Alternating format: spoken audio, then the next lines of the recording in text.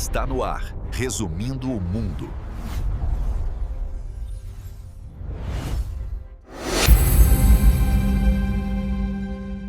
Olha só, vamos pensar num governo que, de um lado, consegue aprovar algumas das reformas econômicas mais ousadas em décadas e, ao mesmo tempo, vive sob a sombra constante de escândalos e acusações.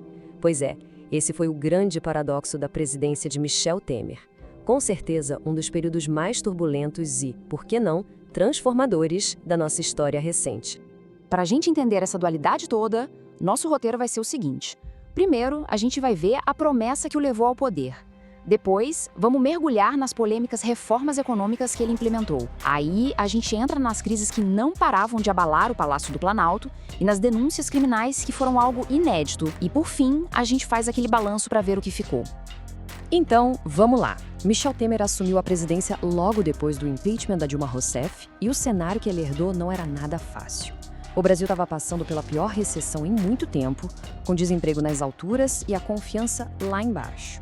A promessa principal do governo dele era bem clara: arrumar a casa, estabilizar a economia e, como ele mesmo dizia, colocar o Brasil nos trilhos. E essa chegada ao poder teve duas etapas, né? Primeiro, ele assumiu como presidente interino, lá em maio de 2016, mas foi só no final de agosto, quando o processo de impeachment foi concluído, que ele se tornou presidente de fato com a missão de governar até o finzinho de 2018. E desde o primeiro dia, o discurso foi esse. O governo se apresentava como um governo reformista. A missão, como o próprio presidente deixou claro nesse discurso de posse, era dar uma nova direção para o país, com foco total em recuperar a confiança e ajustar as contas públicas para sair daquela crise. Vamos falar então dessa agenda econômica. Para comandar essa missão, o Temer chamou Henrique Meirelles, um nome de muito peso no mercado financeiro.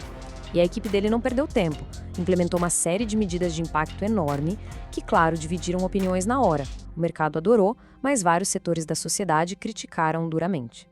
A estratégia econômica do governo se apoiava em 3 pilares. O primeiro, o famoso teto de gastos, para tentar controlar as despesas do governo. O segundo, uma reforma trabalhista bem profunda, com a ideia de flexibilizar as relações de trabalho. E o terceiro, um programa de concessões e privatizações para ver se atraía mais investimento para o país.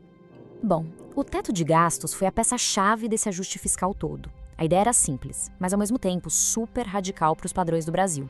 Por 20 anos, os gastos do governo não poderiam crescer mais do que a inflação do ano anterior.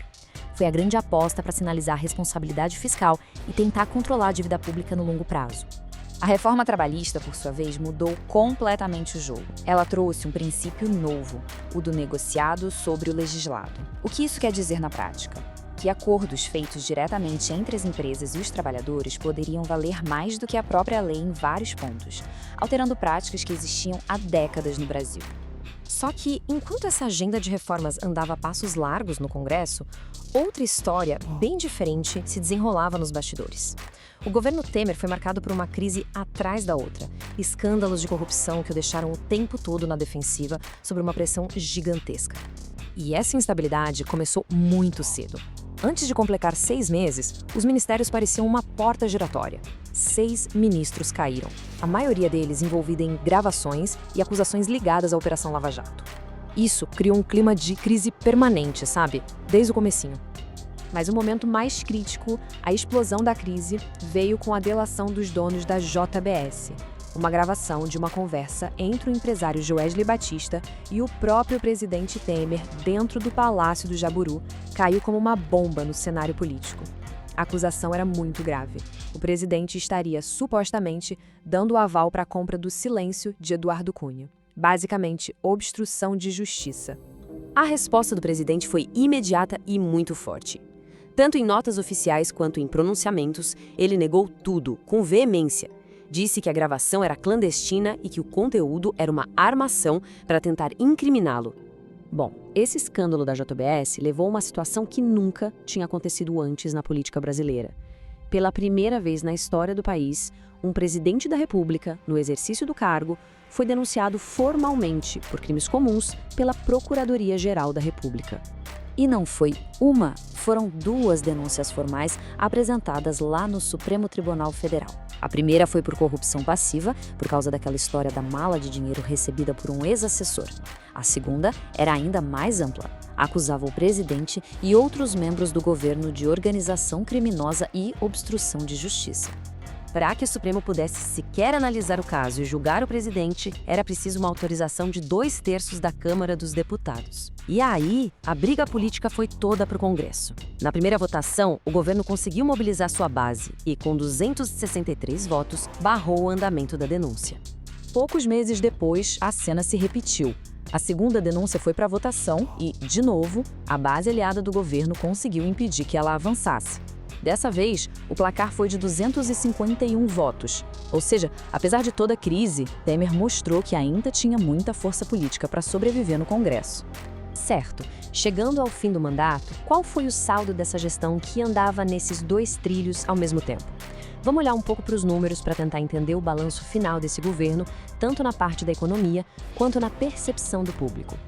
Quando a gente olha os resultados econômicos, o quadro é cheio de contrastes. De um lado, a inflação e a taxa de juros caíram drasticamente. A Bolsa de Valores também teve uma recuperação impressionante, o que sinalizava a volta da confiança do mercado.